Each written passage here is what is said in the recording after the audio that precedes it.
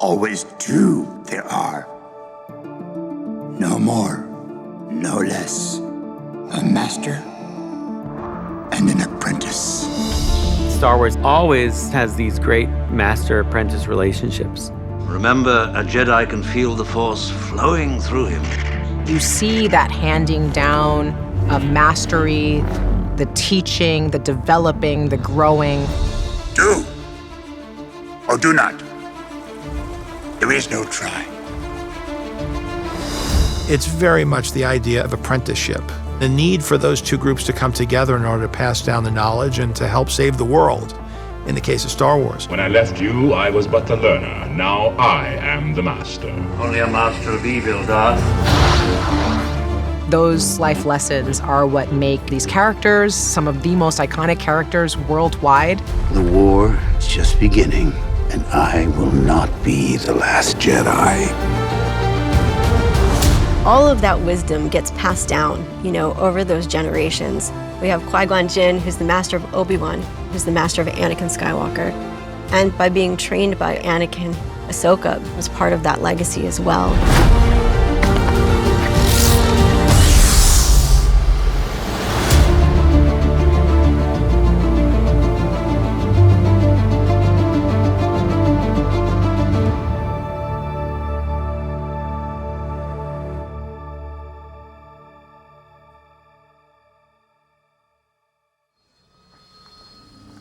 Ahsoka is a character that Dave Filoni created and worked with George Lucas on in the Clone Wars. Originally, we didn't really know, exactly what the Clone Wars was going to be, and we made up our own little band of characters. There was a character that was a Jedi, and there was a Padawan, and thought, we'll put them on adventures. But, George had other ideas. He says, well, and this character, and he points to the Padawan we had, and he says, let's give Anakin Skywalker a Padawan. And I was like, Anakin doesn't have Padawan. And he just looked at me and said, Anakin has a Padawan. And that was basically it. That's how Ahsoka came about. We cast Ashley Eckstein to be the voice of the character.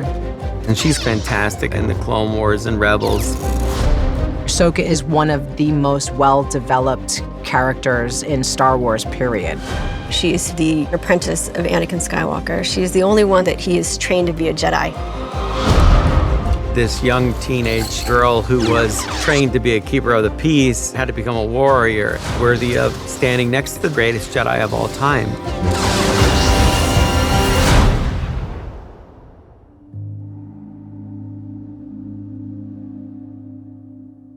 Ahsoka's story and her growth has mirrored my own. As you see my style of storytelling mature, the stories got more complex. It had grown to the point where I wanted to take what I was doing in animation and really see if I could get it to this type of storytelling that I'd grown up with in Star Wars. Mandalorian Season 1 was a perfect place for me to experiment with my own creativity and style, but have a great backstop and support from collaborating with all these other extraordinary people. You must reunite it with its own kind. This is the way. So when Season 2 came around, I was like, for my episode, I was like, well, I'm gonna do Ahsoka. I'm like, I just need to try this. Let's do it. Ahsoka Tano, Bo-Katan sent me. I hope it's about him. For a character that has such depth and complexity, to bring that character to live action made a tremendous amount of sense. Tell me what I want to know.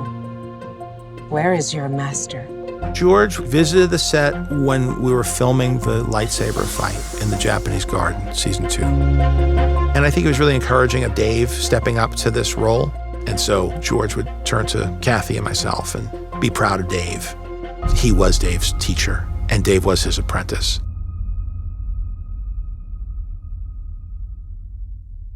There are moments when I just stare at her and I'm just like, wow, she just looks like this thing I've drawn, but Sarah's done all the research. Like, she knows the character, but now she has to become it in a way that's never happened before.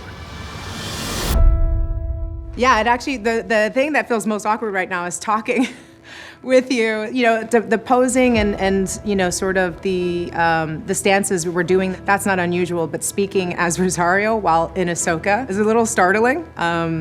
I really love the transformation and really deep diving into who she is. Rosario Dawson is just such an incredibly powerful actress, and she loves this character. I think everything about who Ahsoka is just brought to life in a way that almost nobody else could. She not only gets a character, but she gets like the Star Wars of it all, which is an important ingredient. You have to be in it. This is a hard thing. You're gonna have to be painted orange every day. You're gonna have to put a prosthetic on your head every day. You're gonna be training like a Jedi to learn how to lightsaber fight almost every day. I'm playing someone who is an absolute expert.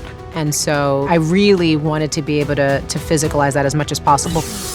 Yeah, Jedi's primary weapon is a lightsaber. There need to be a lot of lightsaber fights. And they have to be good because our fans know the difference. When I started getting my stances and some of the postures and, you know, started really getting my left hand up to par with my right, that I started to really feel like I was sinking into who Ahsoka was, because her physicality is such a huge part of who she is. No matter how tired I was like, sign me up for some more. Sign me up for some more.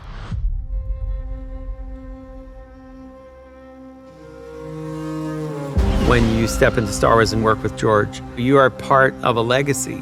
You're part of a history. And we had to uphold that history and yet do this completely new and different thing. Ahsoka is another story where you can step in at any point and not feel that you necessarily have to have seen everything. From the beginning of this series, Ahsoka is out there on the fringe of the galaxy. When she hears whispers of this warlord's return, she decides to enlist her friends' help. This is about preventing another war. You know who could help? Sabine Wren. I'm not sure she'll want to help. I'm telling the story about this mentor-student relationship that passes from Anakin to Ahsoka to Sabine. There is nothing easy about being a Jedi. It's quite extraordinary to bring this to life. When the stakes are this high, we have to do what's right.